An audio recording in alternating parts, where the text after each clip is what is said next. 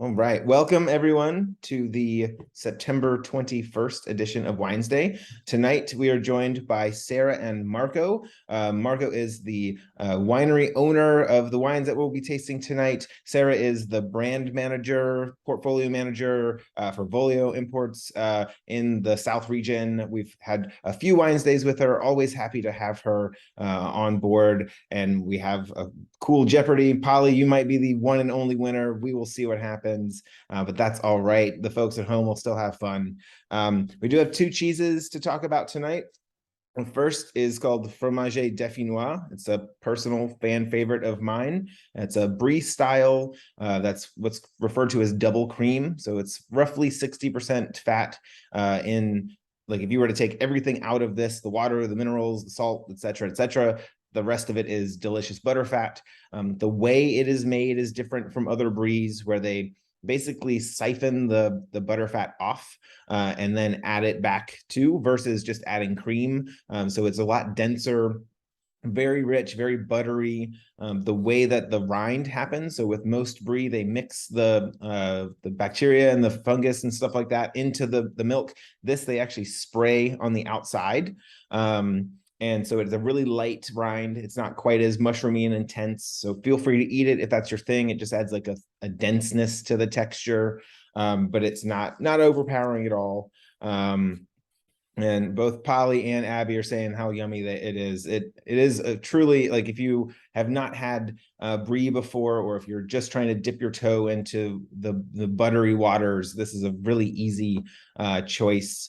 Pairs with almost everything. I think both these wines tonight are going to be awesome with it. Definitely the Prosecco, just bubbles and soft cheese are a personal fave.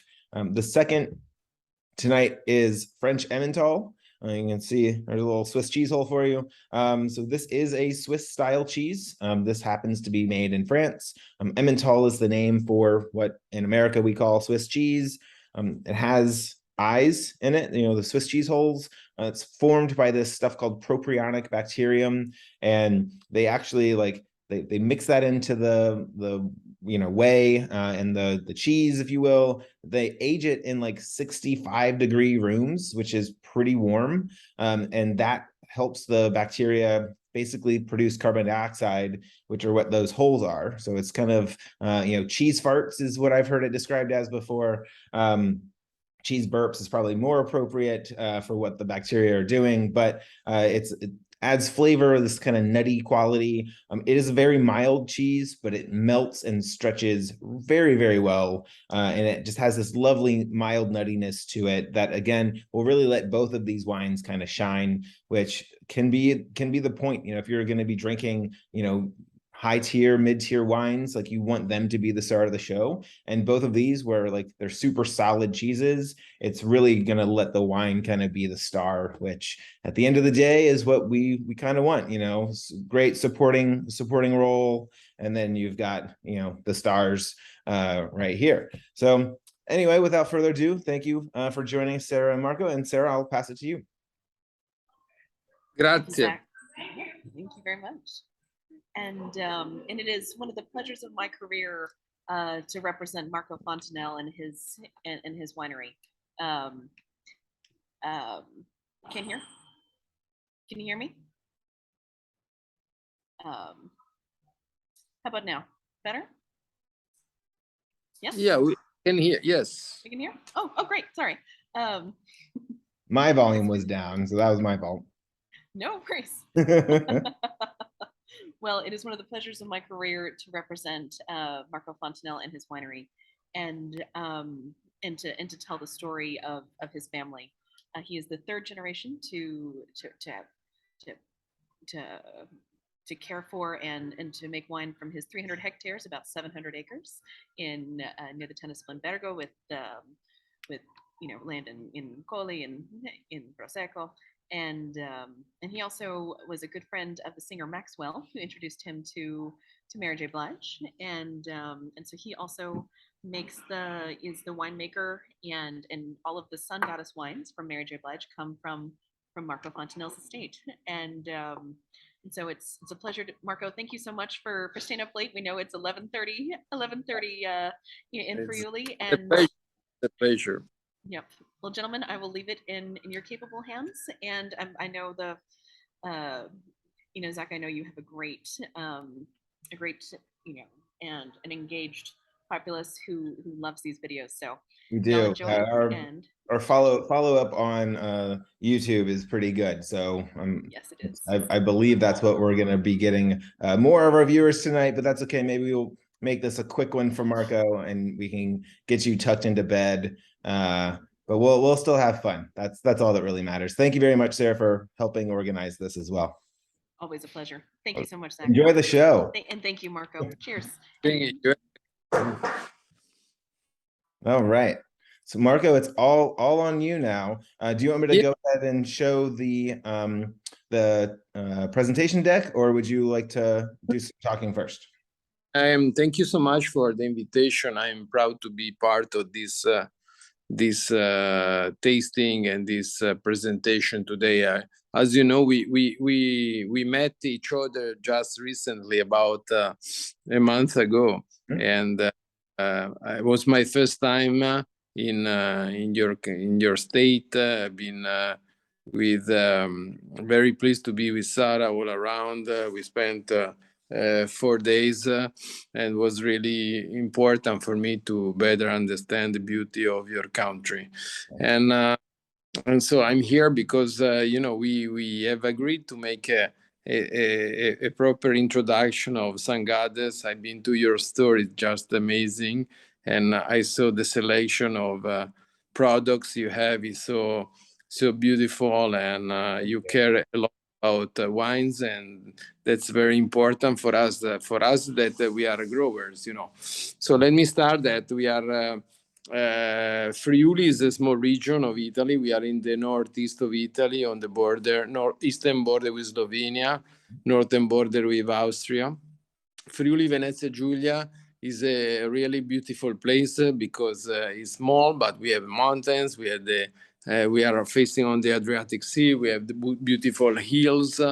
So it's a place where you can really, enjoy family style life, where you can grow the kids, and so I'm lucky to be living in this part of the world. Friuli, of course, is an important wine region for Italy, even if it's a tiny region because we make only 3% of the Italian wines. The region is focused overall and has the image to be the best region for white wines. And the reason why is connected to the terroir, to the microclimate, to the fact we are in the northern part of Italy, and so we have, even in summertime, we have cool nights. All our vineyards are that close to the mountains, so we have a kind of night influence with winds coming down from the mountains and refreshing our grapes. And so I've been living in this world since I was a kid, with my grandfather take me to the vineyard to discover the grapes, to understand the process of viticulture, to know how the process of making wines was. So it's in my blood, it's part of my life. Is 100% involved in this amazing industry. And my family, we are the third generation.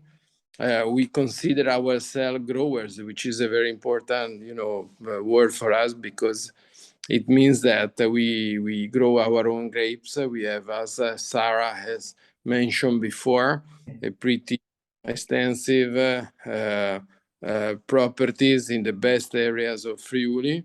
During the, let's say, 60 years of history of our family making wines, we've been able to buy estates in the best areas of Friuli, Venezia Giulia. And so we are here today, we proudly to present a range of wines that we have launched 2 years ago with the icon, the celebrity Mary J Blige, Sun Goddess. Yes. Yeah, and I mean, if you've not tried the Prosecco yet, it is delicious. Just a hint of sweetness to it almost, and just really, really nice bubbles. I'll go ahead and share the deck. Yeah. So Yeah.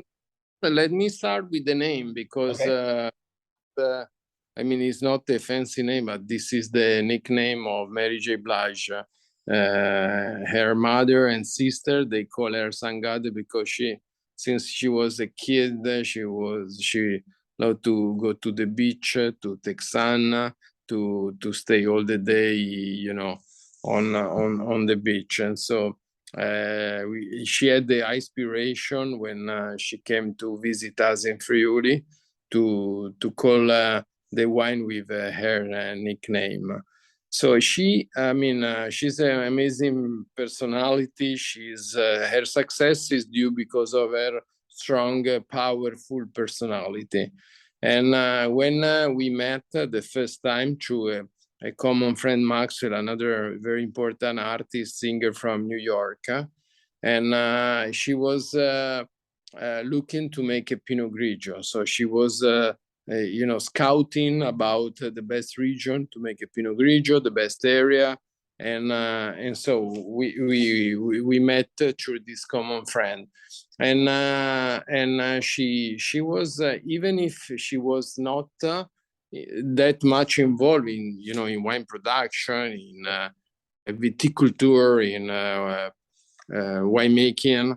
She came with her team and spent days during the harvest in Friuli to discover any single aspect of the process. So she has been involved from the first minute to the design of the packaging, to the details on writing the text. She was super present. I was amazed about her in making this project, how it is very successful.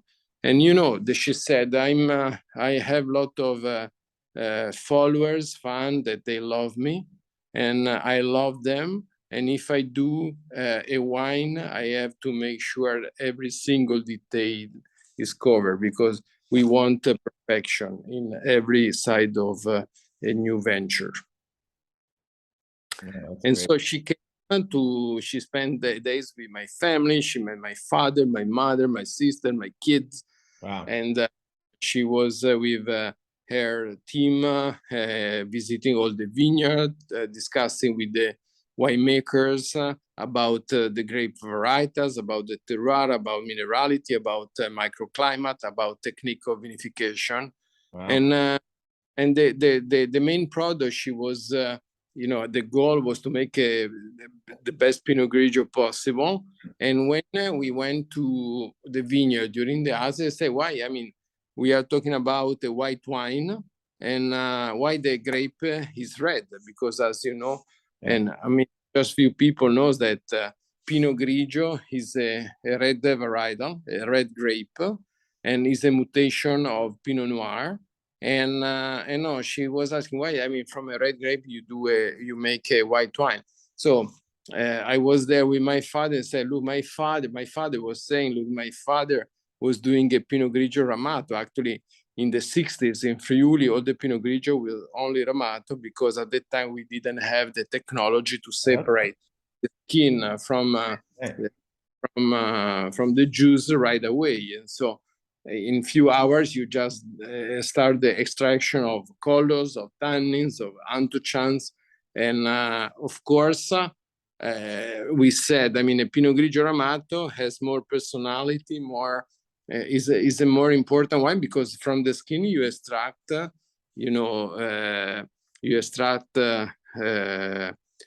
ingredients that give more complexity to the final wine. And so she said, oh, wow, I want to make a Pinot Grigio Ramato. I want to make an authentic Pinot Grigio that was made by your family at the beginning, And so we had decided not to launch another Pinot Grigio, but to launch authentic Pinot Grigio Ramato. That's awesome.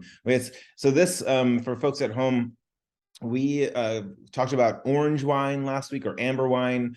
This style of wine is very similar, but again, like super old school, just like Marco was saying. So this has been around for what, 60 plus, 80 plus years now. And this is like real Pinot Grigio, which that's really cool that Mary J Blige was like, that's the style that she wanted, is to be as authentic as possible, and getting her hands like in the dirt during harvest.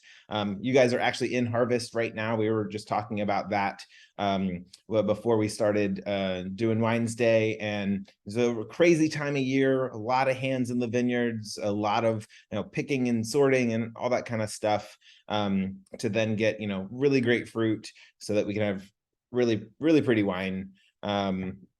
These wines, if you're tasting at home, are interchangeable as far as if you want to switch to the Pinot Grigio and then go to the bubbles, whatever you are in the mood for. They're really light. The flavor profile of this, just like you're getting in this kind of tech sheet here, you get a little bit of the tannin, kind of like we did last Wines Day with the orange wine, and some structure that you would not really think of as Pinot Grigio. A lot of times we kind of boil it down to water with a squeeze of lemon in it, or some kind of green apple, but this has so much more going on, and it's just really, really pretty wine. So good job, Marco and team.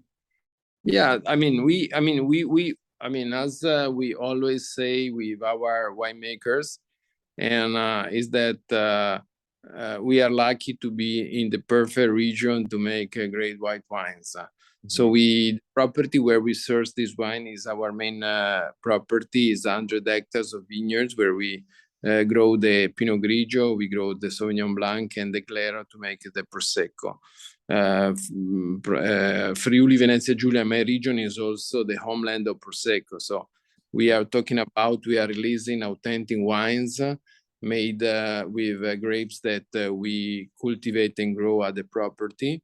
We hand harvest and we vinificate at the property. So all the process is made at the same place. Right. Yeah. So it's a state zone. Yeah, the property is in between two rivers, Tagliamento and Meduna. We have a stony soil terroir, where of course yield is pretty low, but we extract a lot of minerality from the stones.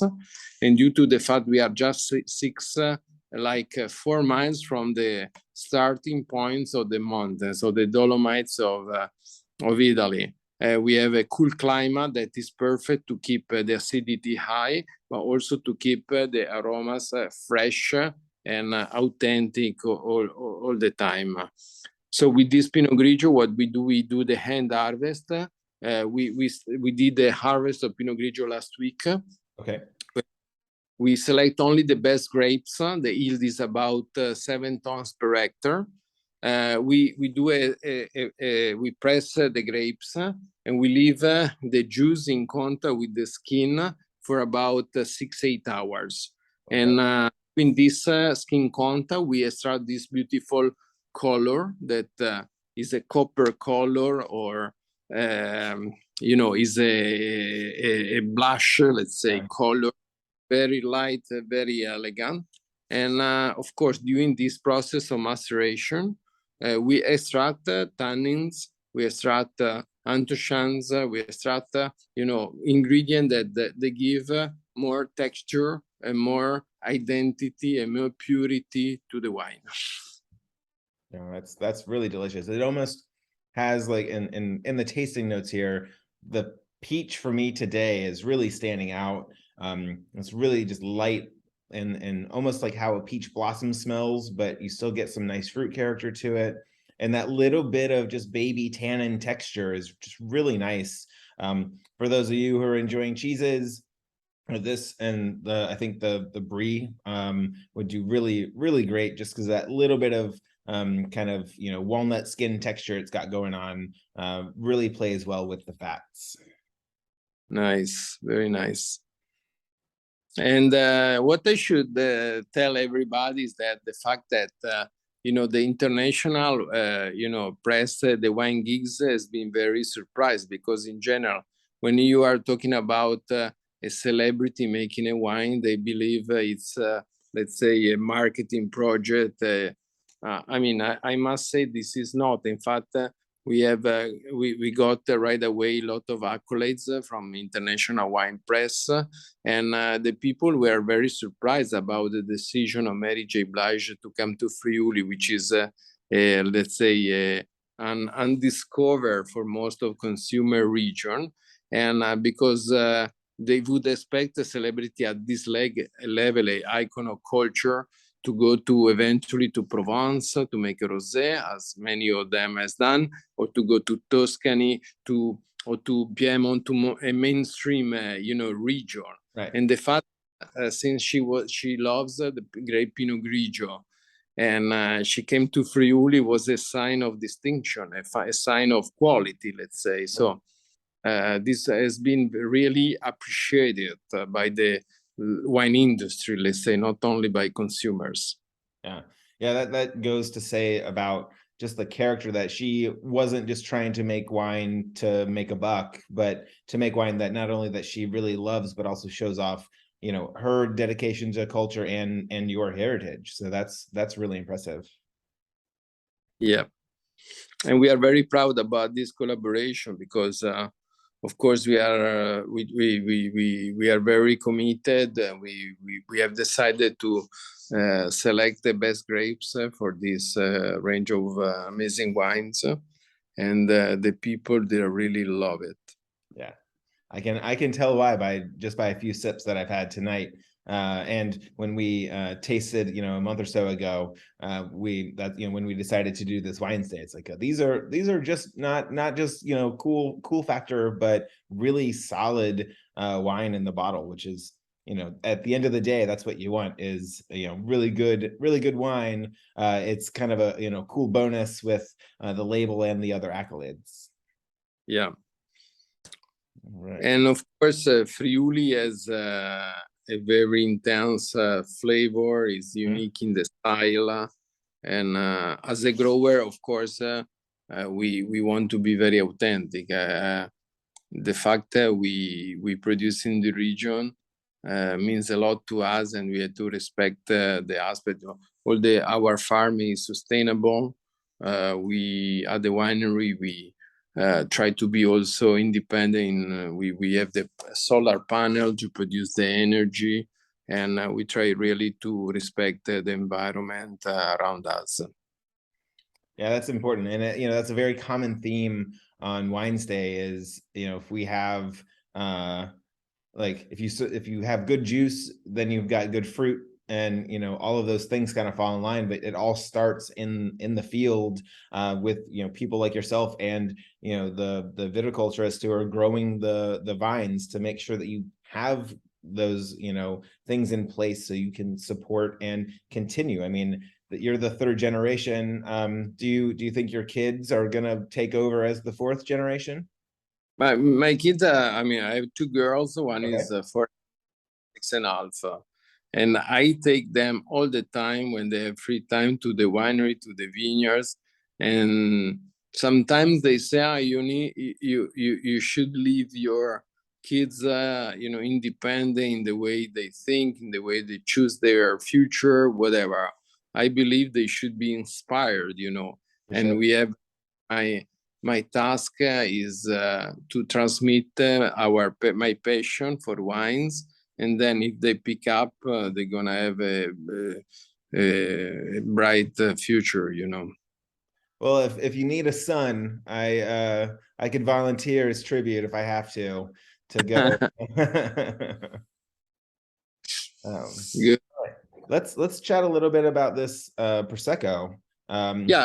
So this, that's what most people, I think, when they think of Friuli, that's what they think of, or is Prosecco. And I'm glad that we're bringing real Pinot Grigio back with the Ramato that we just tried. But this stuff right here, is really tasty.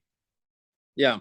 So Prosecco is an appellation, DOC, for the most successful Italian sparkling wine. Prosecco is the name of a village in Friuli Venezia Giulia. It's a small village near the capital of our region, Trieste. And there, that hundreds of years ago, was the discovered this indigenous grape varietal that was naturally growing in the region of Friuli, in the village of Prosecco. The name is Glera. The name was given to this grape. Is the name of a stream that is crossing the village of Prosecco. So Prosecco has been growing as as a grape in Friuli for centuries, and was planted as well in Veneto, in the region, in the area of Conegliano, Valdobbiadene, and let's say that in reality the producer from that specific area, they made a success out of the Prosecco. But of course, Prosecco was made since the beginning in Friuli because is the place where the grape was discovered. We are talking about indigenous grape, and is aromatic varietal that is fruity, is elegant, pleasant, and in let's say 15 years, Prosecco became one of the most successful sparkling wine in the world. And so we are proud to be a grower of this grape and to be in Friuli, which I mentioned before is the homeland of this product. In our region, there are about 8,000 hectares of Prosecco. It's the second main grape produced in the region. And it's really it's a really beautiful wine. It's let's say Prosecco is easy to drink bubble, and the production is now this week. Today we were harvesting at the property the Prosecco San Godes, and it's really well this year. Grapes are very healthy. We are doing hand harvest as for the other varietals. And the way we do is that we soft press the grapes. We ferment from juice to wine, to white wine, and then we put the wine back in for the second fermentation. We have a small tanks we call autoclavi, where we add a bit of sugar and yeast, and we start the second fermentation to create the bubbles. And this is a brut with a residual sugar of like 10 grams. It's very elegant, fruity. We have a lot of pear, of apple in the profile of the taste of the palate. We have fruit, some white flour, and a beautiful wine to enjoy as aperitivo, or even with cheese. In this case, with seafood, with calamari, with or cold cuts. Is a wine that in Italy you enjoy as an aperitivo in every bar, or even you can do a cocktail. The famous spritz, which is you use Aperol and a mix. Aperol is a spirit, a bitter from Padova, from Veneto, from Venezia was made, and the people they just mix the Aperol with the Prosecco. Or you can do Bellini, which is the famous recipe from the Harris Bar, from Arrigo Cipriani from Venice, where you mix white peach fresh juice with Prosecco. And it's a beautiful cocktail to start your meal. Yeah, I would definitely, I wish Bellinis were more popular here than mimosas. Mimosas being the orange juice version of the same thing, but there's just something about the peach nectar that is really special and really pulls out those kind of stone fruity flavors even more when you're drinking it with a really nice Prosecco like this. Yeah, correct. And Prosecco, you should know that it became the most successful sparkling wine in the world. We are talking a huge success. Also in the US, it's growing like crazy. Oh, yeah. The people, they are more now. They drink more bubbles than before, and it's a beautiful alternative to a champagne, a French champagne or a Spanish cava. Yeah. And I believe the Sun Goddess is really a beautiful bottle of Prosecco. Yeah, it really is. I mean, both the way the label is, I like the kind of holographic or like foil quality of that. It really makes it shine. The option of the clear bottle, you can really see how just light and crisp the wine just looks in the bottle already. So that's definitely some good, good marketing there, and as far as just to make this look as pretty as possible. And then you open it and you're drinking what is really pretty wine, like you were saying. I like that just little bit of residual sugar that it has. It's not sweet by any means, but it really gives a lot of balance. And I could see, like the tech sheet was saying, how like spicy Asian food would do really great with this, or anything like seafoods, and really to pull kind of like the balance, the salty and the sweet of like oysters, or like you were saying, the calamari, where you get a little bit of like, if you had pepperoncini, then you'd have like a little spicy and a little like kind of salty, crunchy fry, and then the bubbles really help kind of lift the fats, just like they do with cheese. And then the spicy and the sweet kind of balance each other out. So it's really, really great. There you go. There's Mary J Blige doing some harvesting for you. I bet her rate of harvest is not quite as high as your other folks in the vineyards, but she probably is a little more meticulous, right? Yeah. Everybody was, when she came to the winery, everybody's crazy, because they see her acting like she's part of the family, and she's curious, and she's like deeply involved in every detail, as I mentioned before. That's really great. I mean, that really shows it shows that there's a lot of passion behind it, both for her and from your family and your workers. Yeah. All right. So here's a little map of what we've been talking about. Friuli, Venezia, Giulia. I do my best. If I say it quickly, it sounds like I'm trying to imitate you, Marco.